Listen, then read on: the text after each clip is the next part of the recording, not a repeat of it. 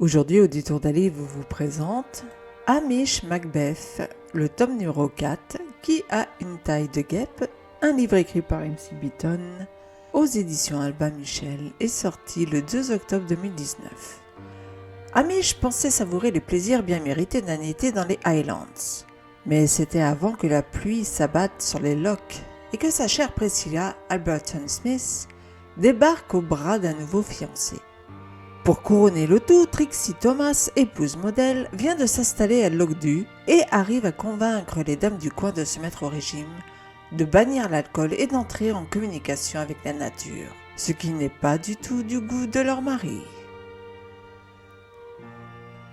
Avant la détective privée Agatha Raisin, MC Beaton a donc commencé sa carrière d'écrivaine avec un autre personnage, le constable Hamish Macbeth, et n'avait pas encore épinglé ses intrigues dans les Cotswolds, mais dans les landes écossaises du Sutherland. Hamish est aussi roux qu'Agatha est blonde, du moins dans la série télévisée. Et comme elle, il aime résoudre des enquêtes, mais le rapprochement entre les deux personnages s'arrête là, hormis que tous deux vivent dans un petit village au charme légèrement suranné. Là où Agatha se montre flamboyante, dragueuse, gaffeuse, extravertie, passant du monde de la pub à la vie de campagne, et aimant les projecteurs, Hamish Macbeth lui préfère sa tranquillité, son chien, et considère les habitants de son village de Lochdu comme des amis.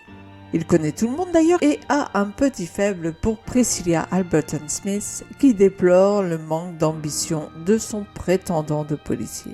Les jours semblent donc se couler tranquillement à Lochdu et aucun événement n'est à déplorer jusqu'à ce qu'une certaine Trixie Thomas, venue de Londres, se décide à s'installer au village avec son mari Paul après avoir racheté une vieille bicoque dont elle veut faire une maison d'hôte. La vie tranquille des habitants du village commence alors à changer car Trixie, aux allures de femme parfaite, bouleverse tout en se mêlant de la vie maritale de chacun. Voilà que la femme du médecin Brody, Angela, met son mari au régime muesli et salade en lieu et place de son steak frites journalier et devient une vraie fée du logis, reléguant chiens et chats à l'extérieur de la demeure. Mais Trixie ne s'arrête pas là. Elle décide pour meubler sa maison de quémander à chacun des habitants un meuble ou deux, un truc dont ils ne se servent plus, leur forçant presque la main. Elle prend tellement de place dans la vie de chacun que les couples commencent à battre de l'aile. Et voilà donc que, patatras, Trixie est retrouvée un beau jour morte. Le commissaire Daviot, fraîchement débarqué de Londres, arrive sur les lieux ainsi que le supérieur d'Hamish, Strathbane, qui a l'habitude de s'octroyer les réussites du policier de Lochdu. Si le premier laisse notre Écossais mener son enquête, Strathbane, lui, ne le ménage pas. Mais qui a commis le meurtre de Trixie ? Les suspects ne manquent pas. Il y a son mari, Paul d'abord, à qui elle interdisait les sucreries. Son ex-mari, écrivain ensuite, venu là se reposer pour écrire. Le docteur Brody, les premiers vacanciers, la femme du pêcheur, l'agriculteur du coin. Bref, tous sont de potentiels meurtriers, car Trixie les a tous poussés à bout. À la différence d'Agatha Raisin, Hamish Macbeth mène seul son enquête. On y trouve moins d'action, et ici c'est plus la psychologie des personnages et leur tracas qui est mis en avant, ainsi que la relation d'Hamish avec chacun d'entre eux.